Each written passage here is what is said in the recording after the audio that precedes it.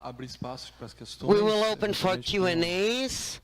Na audiência, eu apenas vou solicitar que faça uma pergunta em But português. I would like you to ask in Portuguese. The professor has got his headsets, and this is being recorded.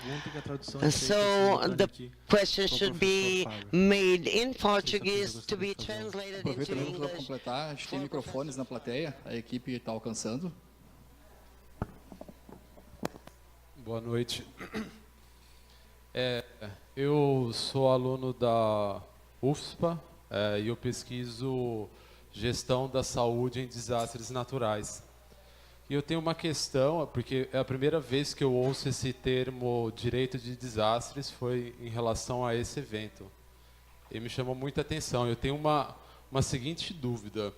Eu queria entender o seguinte: o que o direito de desastres pode ajudar a refletir nessa questão?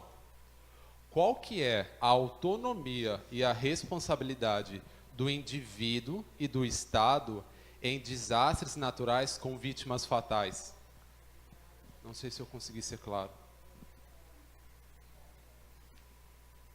It's okay, professor. Yeah. Mais alguma para a gente fazer um bloco de questões apenas?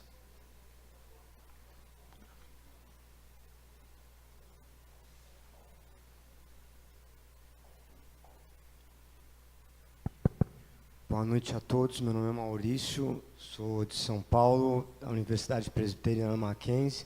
Queria parabenizar a universidade na pessoa do Delton, do professor Farber e dos demais. A minha questão vai a respeito do que o professor comentou sobre o investimento que é feito na prevenção e no pós-desastre.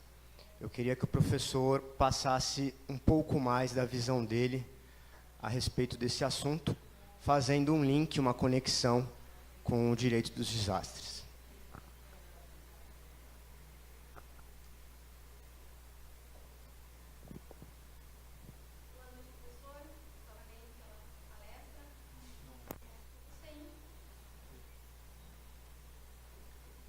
Boa noite, professor. Parabéns pela palestra.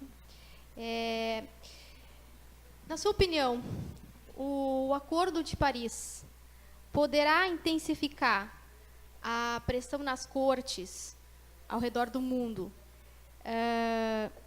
no enfrentamento de questões envolvendo mudança climática?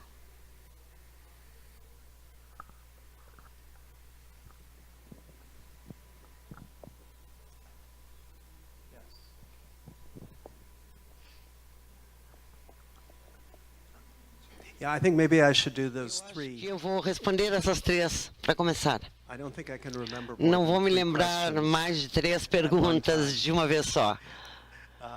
And maybe not that many. E talvez não tantas também. There were, I think, two. Havia duas partes. Sorry, it's confusing to hear the translation at the same time that I'm talking. Perdão, é difícil ouvir a tradução falando ao mesmo tempo. Existem duas partes na primeira pergunta.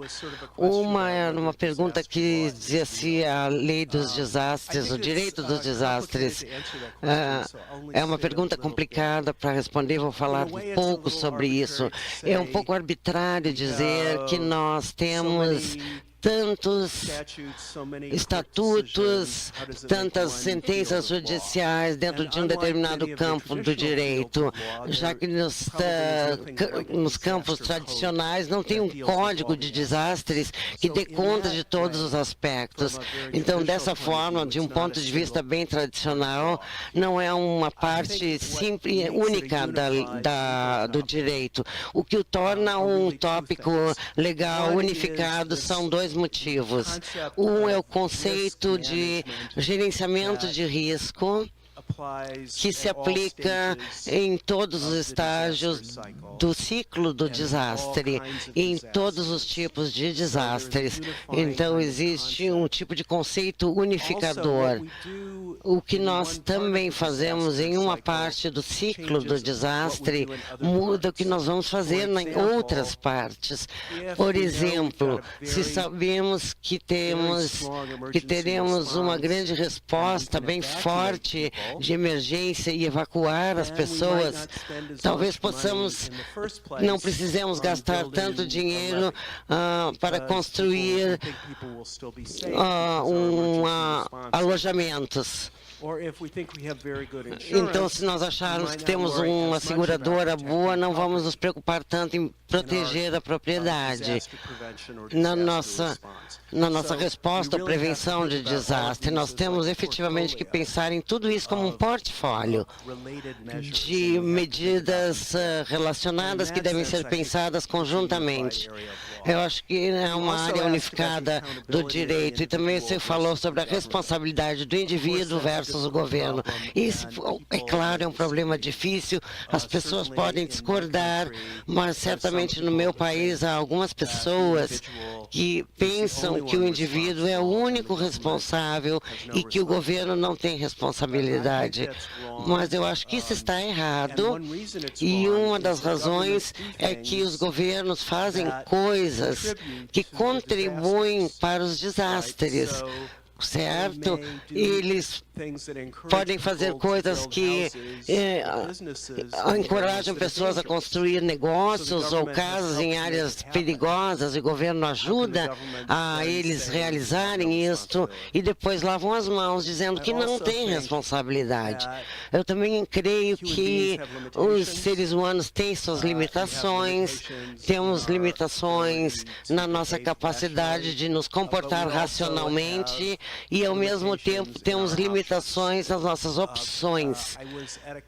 Eu estive numa conferência uma vez e estávamos falando algumas dessas questões, e eu falei um pouco sobre Bangladesh, que estaria debaixo d'água no futuro e que as pessoas estarão em risco muito grave.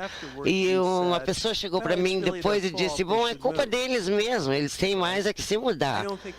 Eu não acho que esta seja uma abordagem humana ou realista do problema. Você não pode apenas culpar as pessoas se você morre, porque você deveria mesmo era se mudar de país. Então seria isso que eu diria num primeiro momento. Eu não consigo me lembrar das outras perguntas.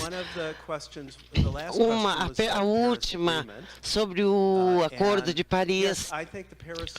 Eu acho que sim, esse Acordo de Paris, ele tem um consenso crescente internacionalmente, e ele vai levar as cortes, tanto no nível nacional, doméstico e internacional, vão começar a levar mais a sério essa questão do direito dos desastres e das mudanças climáticas.